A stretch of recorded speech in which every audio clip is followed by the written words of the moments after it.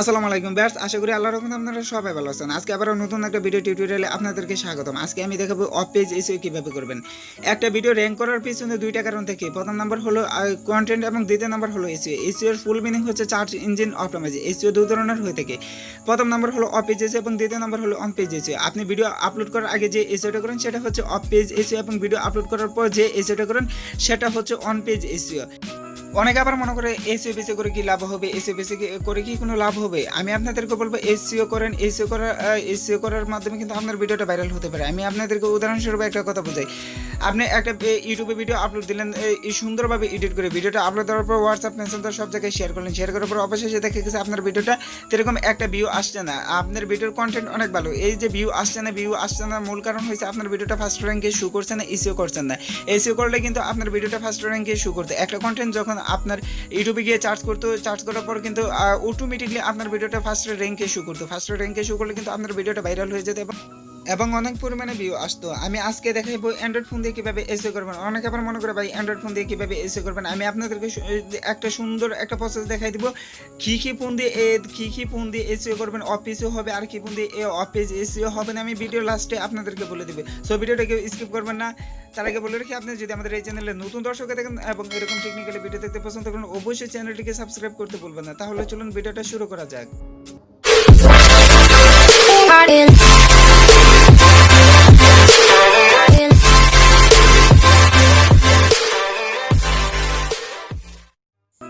প্রথমে আপনাদেরকে সিলেক্ট করতে হবে কোন ভিডিওটা এসইও করবেন। অবশ্যই আমি আপনাদেরকে দেখানোর জন্য ফার্স্টে গ্যালারিতে চলে যাবেন। গ্যালারিতে চলে যাওয়ার পরে এরকম একটা ইন্টারফেস শো করবে। আমি আপনাদেরকে দেখানোর জন্য একটা ভিডিও সিলেক্ট করলাম। ভিডিওটা সিলেক্ট করার পর উপরে একটা স্লাইড করবেন। স্লাইড করার পরে এরকম একটা ইন্টারফেস শো করবে। এরকম একটা ইন্টারফেস শো করবে। এখানে এডিট নামে একটা অপশন আছে, এখানে একটা ক্লিক করবেন।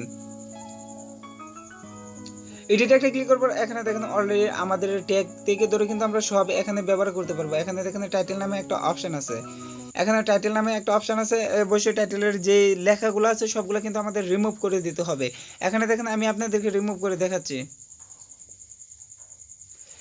এখানে রিমুভ করার পরে কিন্তু আপনাদেরকে টাইটেলটা অবশ্যই আগে থেকে সিলেক্ট করে নিতে হবে। আমি আগে থেকে সিলেক্ট করে নিয়েছি, আমার আগে ফ্রেন্ডের ইমোতে ছেড়ে দিয়েছিলাম। দেখেন আমি আগে থেকে সিলেক্ট করে ফেলছি। এখানে দেখেন আমি মানে টাইটেলে কপি করার পর কিন্তু এরকম একটা ইন্টারফেস শো করবে। এরকম একটা ইন্টারফেস শো করার পর অবশ্যই টাইটেলের জায়গাতে আপনি যে টাইটেলটা কপি করে আনছেন সেটা পেস্ট করে দেবেন।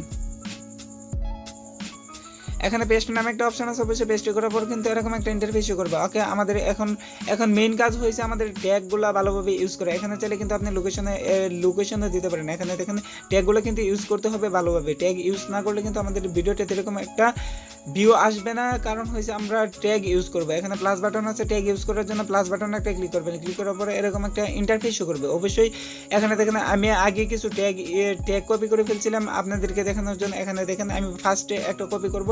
এখানে কপি নামে একটা অপশন আছে, অবশ্যই কপি করার পর কিন্তু এরকম একটা ইন্টারফেস শো করবে। এরকম একটা ইন্টারফেস শো করার পর এখানে অ্যাড ট্যাগ নামে একটা অপশন আছে। এখানে কি করবেন, কপি যে করছেন এখানে পেস্ট করে দেবেন। এখানে পেস্ট বাটন আছে, ডান বাটন আছে, অবশ্যই ডানে ক্লিক করবেন। এখানে আবারও যদি ট্যাগ ইউজ করতেছেন প্লাস বাটনে ক্লিক করবেন। প্লাস বাটনে ক্লিক করার পর কিন্তু এরকম একটা ইন্টারফেস শো করবে। এখানে আপনি যেগুলো ট্যাগ কপি করছেন সব আমি আপনাদেরকে সবগুলো পেস্ট করে দেখাচ্ছি। এক এক করে আমি সবগুলোই কিন্তু আপনাদেরকে পেস্ট করে দেখাচ্ছি।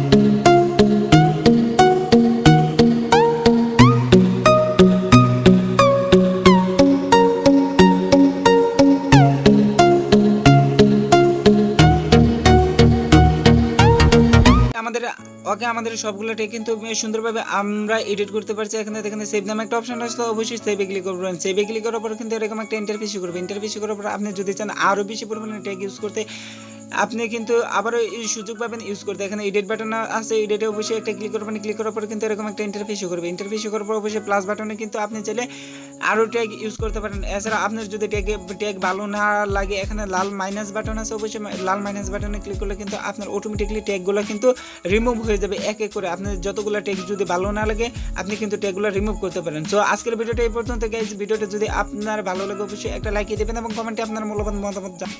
সব মোবাইল দিয়ে কিন্তু আপনারা অফ পেজ এসইও করতে পারবেন না, একটু দামি হলে কিন্তু আপনারা অফ পেজ এসইও করতে পারবেন। ভিডিওটি যদি সামান্য হলে আপনার উপকার আসে অবশ্যই চ্যানেলটিকে সাবস্ক্রাইব করতে ভুলবেন না।